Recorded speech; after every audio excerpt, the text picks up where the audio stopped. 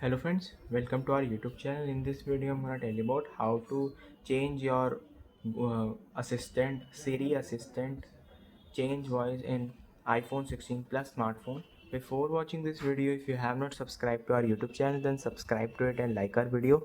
So let's start friends. First you have to simply open your settings first. Click on Siri. Here it is talk to Siri.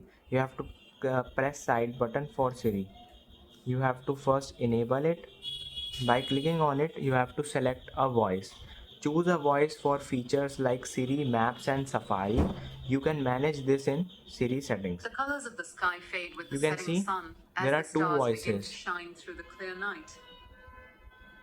The colors of the sky fade with the setting sun as the stars begin to shine through the clear night. The colors of the sky fade. The colors of the sky You can fade see with you the have to setting press on sun. next and set up Siri. You have to continue this.